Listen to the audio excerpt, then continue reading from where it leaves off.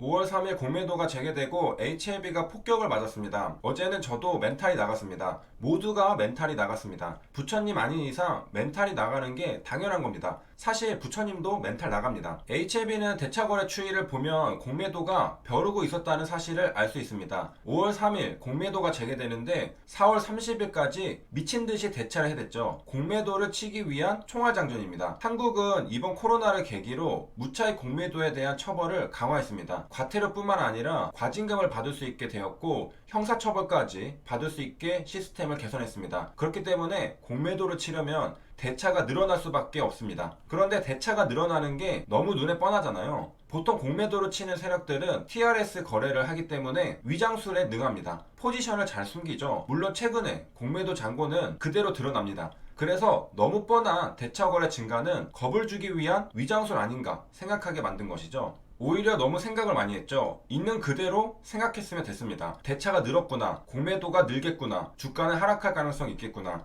그리고 공매도가 재개되었고 공매도를 이렇게까지 퍼부을 줄은 몰랐습니다. 천천히 가야 되는데 그냥 냅다 아우토반을 달려버리더라고요. 그리고 금지가 풀리니까 대놓고 공매도를 치더라고요. 티 안 나게 할 줄 알았는데 나 공매도다 전국 방방곡곡 성전하듯이 말이죠. 그래서 놀랬습니다. 그동안 쌓인 울분을 하루 만에 쏟아내는 느낌이었죠. 아니면 첫날부터 기선제압해서 투심을 약화시키기 위한 전략이 아니었나 싶기도 합니다. 호가창 보면 공매도 판이었습니다. 대놓고 물량을 단단하게 쌓았죠. 업틱률 때문에 시장가 매도를 못하는데요. 매도 물량이 줄면 보통 매도 잔량이 여러 번 줄면 한 번 양보하거든요. 그런데 끝까지 물량을 리필하면서 채우더라고요. 그리고 아무리 매수해도 줄지 않는 매도 잔량을 보고 투매가 나오고 이런 호가창이 여러 번 등장했습니다. 한마디로 양보할 생각이 없는 거죠. 오늘은 그냥 쭉 원웨이 하방 가자는 말이었죠. 말도 안 되게 거센 공매도였습니다. 공매도를 얼마나 쳤을까요? 5월 3일 공매도 수량을 보면 약 23만 주를 쳤습니다.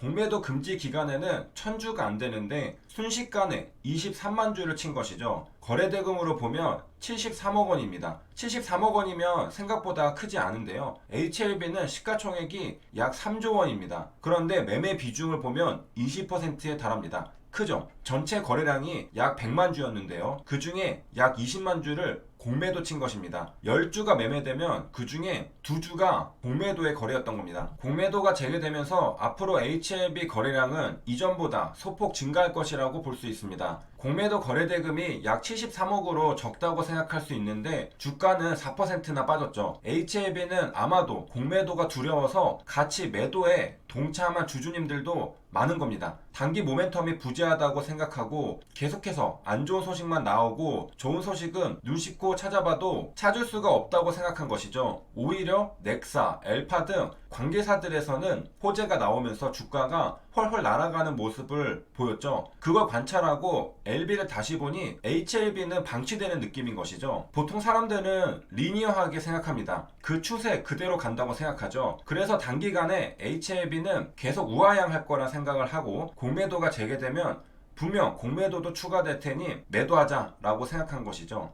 주가가 더 떨어지기 전에 말이죠. 그래서 공매도 입장에서도 공매도 치는데 주가가 밀면 밀리는 대로 쭉쭉 빠지는 것 같은데 라는 생각을 했을 겁니다. 상상을 해서 공포감이 들면 현실이 됩니다. 주가는 자기 실현적인 특성이 있습니다. 그렇게 믿는 대로 됩니다. 공매도 거래대금은 약 70억 원으로 HLB 시가총액 3조 원에 비해서 작은데요. 그래서 어떻게 보면 공매도 세력 입장에서는 별로 한 것도 없는데 주가가 알아서 하방으로 밀리고 있다고 생각했을 수도 있습니다. 아니 본격적으로 공매도 시작도 안 했는데 포지션 제대로 구축하지도 않았는데 왜 이렇게 주가가 잘 빠지는가 생각했을 수 있죠. 그건 먼저 겁을 먹은 주주님들이 일단 매도부터 하고 보자라고 생각해서 그랬을 수 있다는 것이죠. 그런데 셀트리온은 HLB보다 더 빠졌습니다. 약 6%가 빠졌죠. 쭉 밑으로 밀었습니다. 공매도에 시달려왔던 종목 코스피에서는 대표적으로 셀트리온, 코스닥에서는 HLB가 있는데 두 종목이 직격탄을 맞은 겁니다. 셀트리온 대차 거래를 보면 대차 잔고가 늘었다 줄었다 하면서 은근슬쩍 대차 거래 잔고가 900만 주에서 1000만 주를 돌파했습니다. 결국 셀트리온도 공매도를 치기 위한 총알을 장전한 것이죠. 그리고 역시 5월 3일 공매도 재개일에 공매도가 대폭 늘었습니다.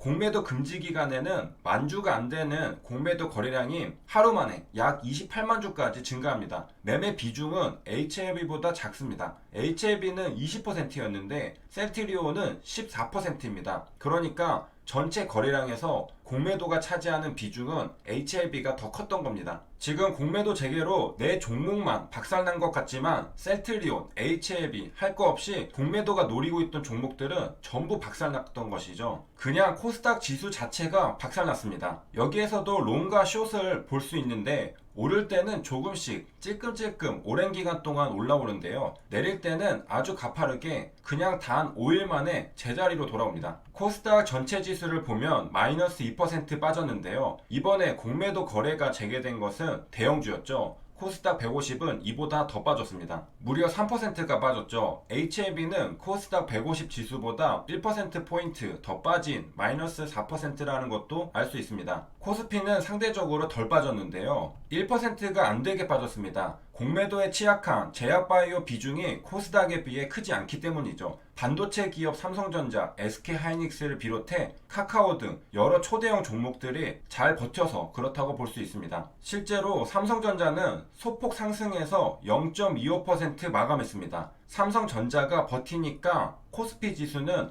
멀쩡한 거죠. SK하이닉스는 더 상승했습니다. 2.73% 상승했죠. 공매도 재개일인데 아무 일도 없었던 것처럼 멀쩡히 양봉을 뽑아냈습니다. 카카오도 마찬가지로 0.8% 상승 마감했습니다. 코스피에서 시가총액이 큰 종목들이 공매도 재개일에 굉장히 잘 버티는 것뿐만 아니라 양봉을 뽑아냈기 때문에 코스피 지수는 코스닥 지수에 비해 하락하지 않고 멀쩡했던 것입니다. 앞으로 HLB는 어떻게 될까? HLB는 회사에서 대응을 안 하는 종목이 아닙니다. 그런데 주가가 하락할 때마다 회사에서 대응할 수는 없겠죠. 그러면 진짜 중요한 순간에 약발이 먹히지 않습니다. 개인적인 생각으로는 무상증자 카드도 216대 사용할 게 아니었다고 보는데요. 주가가 탄력을 받고 신고가를 치고 있을 때 여러 호재들이 나오고 있었겠죠. 여기에 피날레로 무상증자 카드까지 사용하면서 초급등을 불러일으키는 다른 종목 사례들을 많이 보았습니다. 엄청난 상승을 보여줬던 박셀바이오가 대표적이죠. HLB도 이런 좋은 분위기에 무상증자를 썼으면 좋았을 겁니다. 그런데 HLB는 216으로 어쩔 수 없이 패 하나를 쓰게 될 수밖에 없었던 것이라 봅니다. 패를 안 쓰는 게 아니죠. 정말 필요하다 싶어서 216 때는 아껴뒀던 무증카드를 쓴 겁니다. 그리고 진양공 회장이 넥사와 LG와 다른 여러 종목 지분을 가지고 있다고 하지만 역시 가장 많이 가지고 있는 종목은 HLB입니다. 넥사 LG에서 아무리 벌어도 HLB가 한번 제대로 상승해주는 것이 진양고 회장에게도 더 큰 이득입니다. 여기까지 시청해주셔서 감사합니다.